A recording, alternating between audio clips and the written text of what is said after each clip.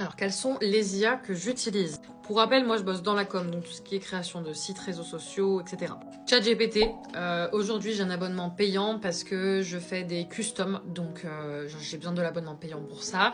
Maintenant, il y a des alternatives entre la version gratuite, il y a aussi Claude, il y a Mistral en français qui existe, donc il y a Corcel aussi dans ce domaine-là. Vous pouvez aller voir sur ces différents petits outils si vous trouvez votre bonheur. De mon côté, ChatGPT, je l'utilise que ce soit au niveau du boulot, donc vraiment avec les customs que je propose à mes élèves, jusqu'à quand j'ai besoin de recettes. Donc ça va quand même assez loin. Perplexity, je l'utilise quand j'ai besoin de faire de la recherche. C'est-à-dire que quand j'ai besoin de faire des recherches web, je ne demande pas à ChatGPT, qui n'est pas prévu pour ça. Je demande à Perplexity parce que comme ça, il me sort les différentes sources et je peux directement aller consulter les sites.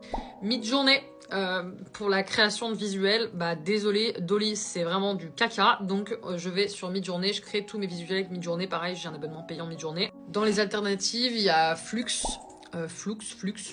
que moi j'utilise depuis Créa. Donc Créa j'utilise aussi pour m'amuser, hein, avant tout, pour faire les dessins ou pour améliorer les qualités photos, mais sinon j'utilise plutôt Midjourney, mais voilà. Créa fait partie aussi de ma boîte à outils.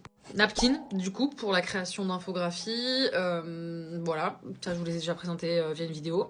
Recraft est pas mal du tout pour tout ce qui est création de visuels et mock-up. Moi, j'utilise beaucoup pour les mock-up, mais vous pouvez créer de l'image, etc. depuis Recraft, donc pareil, assez sympa à utiliser.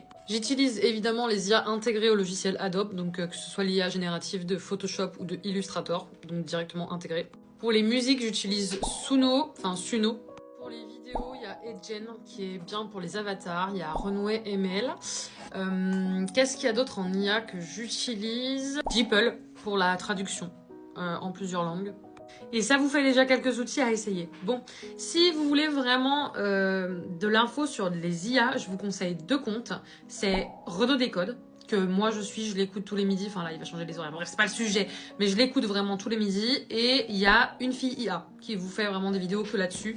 Ces 2 comptes-là, moi je suis pas spécialisée du tout là-dedans. Ça fait des parties des sujets que j'aborde parce que c'est cool, mais c'est pas du tout mes spécialités. Je vous conseille du coup de suivre ces 2 comptes-là parce que ça reste les meilleurs dans ce domaine.